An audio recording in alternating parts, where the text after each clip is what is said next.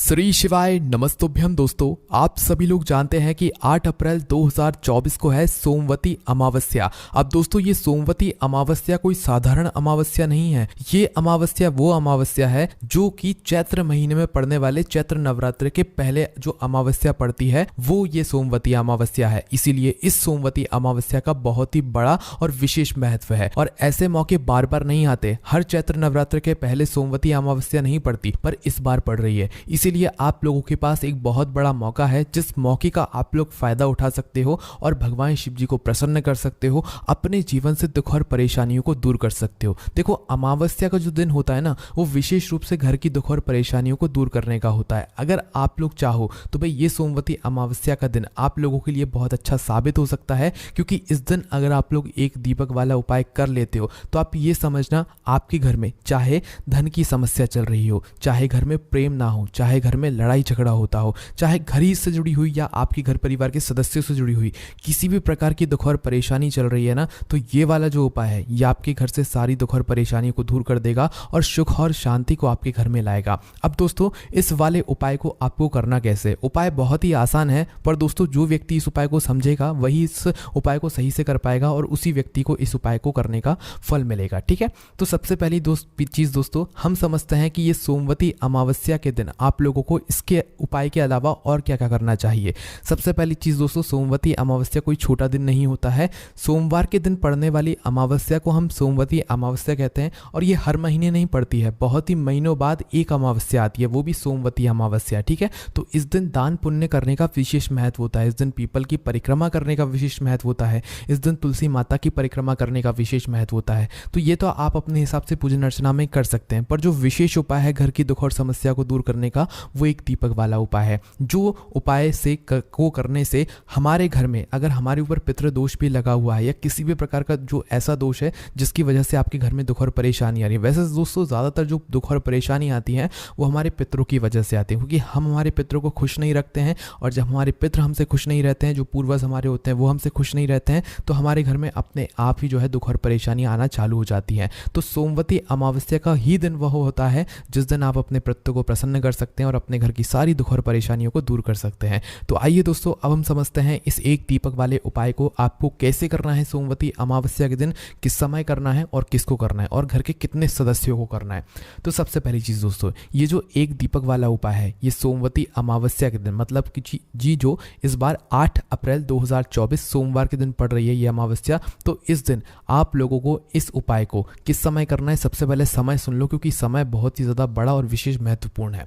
तो देखो, इस एक दीपक वाले उपाय को करने का जो समय है सोमवती अमावस्या के दिन, वो शाम का समय है, प्रदोष काल का समय है, क्योंकि इस उपाय में हमें दीपक जलाना है। दीपक जो है ज्यादातर शाम के समय प्रदोष काल में जलते हैं या रात्रि के समय जलते हैं। ठीक है, तो ये बात आप लोगों को समझ आ गई। पर जो शाम का समय होता है, प्रदोष काल का जो समय होता है, ये कितने बजे से लेकर कितने बजे तक का रहेगा और इस उपाय को हमें कब से लेकर कब तक के बीच में करना है। तो देखिए, पंडित जी ने खुद ये बात कही है, हर मौसम में प्रदोष काल का या शाम का समय अलग अलग होता है। तो आप अपने हिसाब से ऐसा समय चुनिएगा जब शाम हो रही हो और रात होने वाली हो, उसके बीच के समय को हम प्रदोष काल कहते हैं। पर अनुमान से अगर कहें तो भाई शाम के 6 बजे से लेकर 7 बजे के बीच का जो समय होता है, इसे आप प्रदोष काल कह सकते हो। और अगर थोड़ा बहुत लेट हो जाते हो, भाई आप किसी काम पर गए हुए हो, ड्यूटी से लौटे हो या किसी तरह से आप लोग लेट हो गए हो, तो आप 7 या रात 8 बजे तक भी, 7:30 या रात 8 बजे तक भी उपाय को करोगे ना, तो उपाय का आपको फल मिलेगा। पर दोस्तों, उपाय को सही जगह पर जाकर करना। ठीक है, उससे पहले आप लोग ये जानो इस उपाय को करना किसको है। देखो, ये उपाय घर के सभी सदस्यों को करने की बिल्कुल भी जरूरत नहीं है। घर का कोई भी एक बड़ा मुख्य सदस्य इस वाले उपाय को कर सकता है। विशेष रूप से घर की जो बड़ी माताएं बहनें होंगी, उन माताओं बहनों में से कोई भी एक माता बहन इस वाले उपाय को करे, जिससे कि उसके पूरे घर परिवार को इस उपाय को फल मिलेगा। ठीक है, घर के सभी सदस्यों को इस उपाय को करने की जरूरत नहीं है। घर की जो बड़ी माताएं बहनें हैं, उनमें से कोई भी एक माता बहन अपने पूरे घर परिवार के लिए इस वाले उपाय को करे। अगर किसी कारणवश घर में माताएं बहनें उपस्थित नहीं है या किसी कारणवश वो ये वाला उपाय ना कर पा रही हो, तो उनकी जगह पर फिर घर का कोई बड़ा व्यक्ति भी, या चाहे वो पुरुष ही क्यों ना हो, वह भी इस उपाय को कर सकता है। कोई दिक्कत वाली बात नहीं है। तो अब दोस्तों आप लोगों को समय भी पता चल गया और ये भी पता चल गया कि इस वाले उपाय को करना किसको है। अब हम ये जानते हैं कि इस वाले उपाय को करने की विधि क्या है, क्योंकि विधि सबसे ज़्यादा ज़रूरी है उपाय को करने के लिए, है ना। तो यहाँ से आप लोग बहुत ही ध्यान से सुनिएगा। देखिए, एक दीपक वाला उपाय नाम में ही समझ आता है कि इसमें हमें एक दीपक की तो ज़रूरत आवश्यकता पड़ेगी ही पड़ेगी। पर दोस्तों यहाँ पर जो एक दीपक बनेगा ये किस चीज़ का बनेगा, मिट्टी का बनेगा या आटे का बनेगा। तो देखिए यहाँ पर हम आपको बहुत ही आसान शब्दों में बताते हैं। देखिए, अमावस्या का दिन रोज़ रोज़ नहीं आता है, सोमवती अमावस्या का दिन भी महीनों बाद आता है। इसलिए इस उपाय में अगर आप लोग एक मिट्टी का दीपक प्रयोग में लेंगे तो वो ज़्यादा बेहतर होगा। पहली कोशिश आपकी ये होनी चाहिए कि आपके पास एक नया मिट्टी का दीपक हो, उसके अंदर आप लोग ये वाला उपाय करो। नहीं है नया मिट्टी का दीपक तो जो पुराना दीपक रखा हुआ है भाई उसको धोकर, मतलब उसको साफ़ करके जो है आप लोग इस मतलब उपाय में प्रयोग कर सकते हो, ठीक है। अगर वो भी नहीं है तो फिर भाई आपके पास एक आखिरी ऑप्शन बचता है जो कि है यहाँ पर आटे के दीपक का। तो भाई अपने ही घर में थोड़ा सा आटा लेकर उसे गूंद कर आटे का दीपक बना लेना, ठीक है। वैसे दोस्तों कोशिश आप यही करना कि मिट्टी का दीपक लेना है ना, इसमें आप आटे का दीपक मत लेना। पर अगर किसी कारणवश आपने पूरी कोशिश करी, नहीं भी ले पाए आप लोग मिट्टी का दीपक, उस जगह पर फिर आप लोग आटे का दीपक आखिरी में लेना। अगर आपको किसी भी तरह का मिट्टी का दीपक ना मिल पाए तो फिर आटे का दीपक आप लोग इस उपाय में प्रयोग करना, ठीक है। तो उस आटे को अलग से गूंद कर ही लेना और एक मीडियम साइज का आटे का दीपक आप लोग तैयार कर लेना। अब ये दीपक तो आप तैयार कर लिए, इसके बाद में इसके अंदर बत्ती कौन सी रखाएगी ये बहुत ज़रूरी बात है और लोग इसमें बहुत ज़्यादा गलतियां करते हैं इस उपाय को करने में, ठीक है। तो देखो, भगवान शिव जी के लिए हमेशा गोल बत्ती का प्रयोग किया जाता है, पर जो पितृ होते हैं, हमारे जो पितृ होते हैं, इनके लिए हमेशा लंबी बत्ती का प्रयोग किया जाता है। ये बात आज से ही ध्यान में रख लो। और इस दीपक के अंदर भी लंबी बत्ती रखाएगी, गोल बत्ती नहीं रखाएगी। इस बात को ध्यान से सुन लेना। अगर आपने गोल बत्ती इस दीपक के अंदर रख दिया और उपाय किया तो भाई उपाय का फल आपको मिलेगा ही नहीं। इसलिए इस वाले दीपक के अंदर लंबी बत्ती रखना। लंबी बत्ती जो आप लोग रखोगे वो बाजार से बनी हुई नहीं, अपने हाथ से बनी हुई रखोगे। आपके घर में रुई होगी, उस रुई को थोड़ा सा लेकर अपने ही हाथों से एक लंबी बत्ती बनाकर तैयार करके फिर आपको अपने दीपक के अंदर रखना है। पर क्या बाजार की नहीं रख सकते? रख सकते हो। पर अगर आप सच में अपने पितरों को प्रसन्न करना चाहते हो, अपने घर से दुख और परेशानियों को दूर करना चाहते हो, तो आप लोगों को अपने हाथ से बनी हुई लंबी बत्ती का जो है प्रयोग करना चाहिए। बाजार की भी ले सकते हो, कोई दिक्कत वाली बात नहीं है। अब इसके अंदर क्या चीज़ डालोगे? तो देखो, हम आपसे अभी भी कह रहे हैं कि भाई ये जो दिन है सोमवती अमावस्या का, ये बार बार नहीं आता है। इसके अंदर आप लोग सिर्फ एक ही चीज़ डालोगे जो कि होगा शुद्ध देसी गाय का घी। हम आपको हर वीडियो में बता देते हैं, शुद्ध देसी गाय का घी आप लोग अपने घर में थोड़ा सा ज़रूर रखा करो। ये हमेशा आपके कार्यों में प्रयोग में आता है और इसको घर में रखने से घर में सुख संपदा और धन समृद्धि भी बनी रहती है, ठीक है। तो आपको क्या करना है, थोड़ा सा शुद्ध देसी गाय का घी इतना रखना है कि वह दीपक कुछ समय तक जलता रहे। इस बात का आप लोगों को ध्यान रखना है, ठीक है। तो शुद्ध देसी गाय का घी आप लोगों को अपने दीपक के अंदर डाल लेना। कोशिश करना फुल से फुल, ज़्यादा से ज़्यादा घी का मतलब उसके अंदर आप लोग घी डाल सको और ज़्यादा से ज़्यादा देर तक वह दीपक जल सके। जैसे ही दीपक तैयार होता है, अब आपका यह दीपक तो तैयार हो चुका है। अब आपका जैसे ही शाम का समय होता है तो शाम के समय से कुछ समय पहले उपाय को करने की तैयारी शुरू कर देना। शाम के 6 बजे से लेकर 7 बजे के बीच में, या रात 7:30, शाम 7:30 या रात 8 बजे तक भी अगर उपाय करोगे तो भी कोई दिक्कत वाली बात नहीं है, आपका उपाय काम कर जाएगा। तो देखिए, जैसे ही अब शाम का समय होता है, आपके उपाय को करने का समय हो जाता है, तो भाई आपको शुद्धता का विशेष रूप से ध्यान रखना है उपाय को करते समय, ठीक है। देखो, सुबह तो आप स्नान कर लोगे पर उपाय तो शाम को होगा, तो शाम के समय आप हाथ मुंह विशेष रूप से धो लेना। शाम को स्नान करने की जरूरत नहीं है, सुबह विशेष रूप से आप लोग स्नान करना, ठीक है। शाम को हाथ मुंह धोकर ही उपाय को करने की तैयारी करना और उपाय को करने के लिए जाना, ठीक है। अब आपका ये जो दीपक है ये तो तैयार हो गया है। अब इस दीपक को आप अपनी पूजन वाली थाली या किसी प्लेट के अंदर रख लो, खाली हाथ में लेकर मत जाना, ठीक है। इसके बाद में इस दीपक को जलाने के लिए आप अपने साथ में एक माचिस भी रखो, क्योंकि इस दीपक को हमें घर से जलाकर नहीं लेकर जाना है, वहीं पर जाकर जलाना है जहां पर हम इसे रखने वाले हैं। तो एक माचिस अपने साथ में रखना और इस दीपक को जहां पर रखने वाले हो वहां पर रखने के लिए अगर आप चाहो तो कुछ चावल के दाने या कुछ फूल की पंखुड़ियों भी अपने साथ में रख सकते हो, ठीक है। तो ये सभी चीज़ें अपने साथ में रख कर आप लोगों को अब कहाँ पर जाना है, देखो सबसे पहले हम वो चीज़ बताएंगे जहाँ पर आप लोगों को पहले जाना चाहिए, ठीक है। अगर वो जगह नहीं है फिर दूसरी जगह भी बताएंगे, वो जगह भी नहीं है फिर तीसरी जगह भी बताएंगे, ठीक है।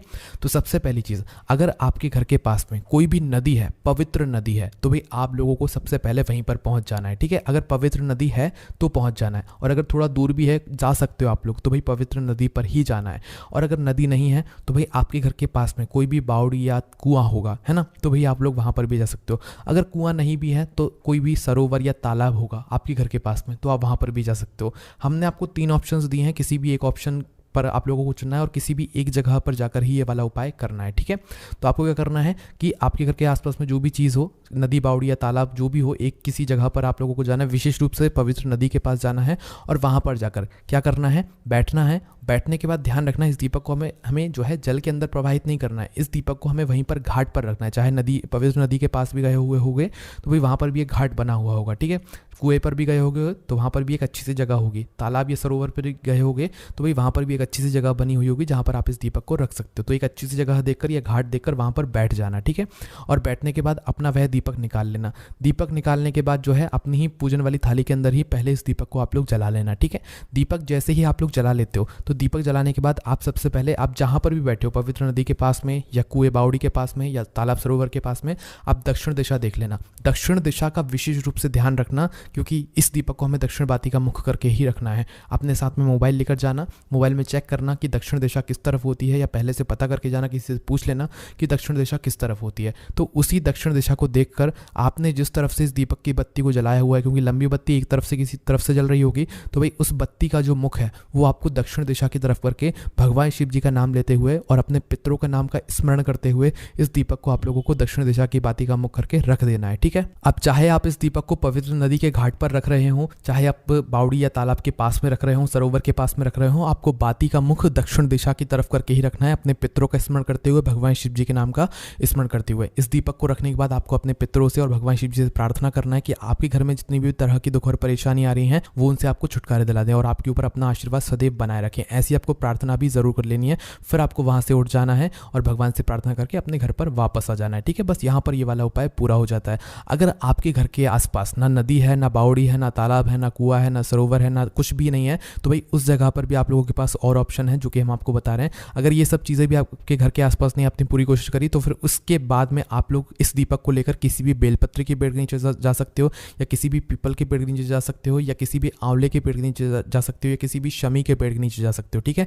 ये हमने आपको और ऑप्शन बता दिए। इन चारों वृक्षों में से किसी भी एक वृक्ष के नीचे भी जाकर आप लोग ये वाला उपाय कर सकते हो। बस ध्यान इस बात का रखना, ये सभी वृक्ष बड़े होने चाहिए। किसी भी एक वृक्ष के नीचे जाकर आप लोगों को ये वाला उपाय करना है और बस दक्षिण दिशा को देखकर दक्षिण बाती का मुख करके इस दीपक को जलाकर वहां पर भगवान शिव जी का नाम लेते हुए अपने पितरों का स्मरण करते हुए भगवान से प्रार्थना कर लेना और आपका ये वाला उपाय पूरा हो जाता है।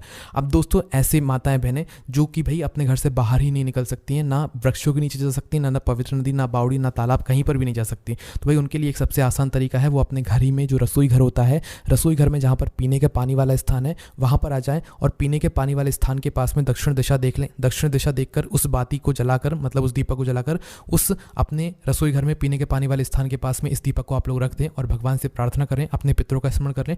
निश्चित ही आपकी घर में जितनी भी तरह की दुख और परेशानी चल रही होंगी वो बहुत जल्द दूर होना शुरू हो जाएंगी। पर पहले आपकी कोशिश यही होनी चाहिए कि नदी, बावड़ी या तालाब मिले, वो ना मिले तो फिर आपके पास वृक्षों के ऑप्शन है, वो भी ना मिले तो फिर आप अपने घर की रसोई घर में पीने के परिंदे के पास में ये वाला उपाय कर सकते हो। इस उपाय करने के बाद आपको सुधार जरूर देखने को मिलेगा, आपके घर में सुख और शांति आएगी और जितनी प्रकार की दुख और समस्या होंगी वो भी दूर होना शुरू हो जाएगी। बाकी दोस्तों, इस उपाय को करने में अगर आपको कोई भी दिक्कत, समस्या, परेशानी आती है तो उसे आप हमसे कमेंट करके पूछ सकते हैं। हमारे टेलीग्राम चैनल और व्हाट्सएप चैनल की लिंक आपको डिस्क्रिप्शन में मिल जाएगी। हमारी वेबसाइट भोलेनाथभक्ति.com पर भी आप लोगों को ये वाला उपाय पढ़ने के लिए मिल जाएगा, जिससे आप लोग गूगल पर जाकर सर्च कर सकते हो। नाम हमने आपको डिस्क्रिप्शन में दे दिया है। कोई भी समस्या आती है आप हमसे कमेंट करके पूछ सकते हो। ओम नमः शिवाय, जय भोले बाबा, श्री शिवाय, नमस्तुभ्यम।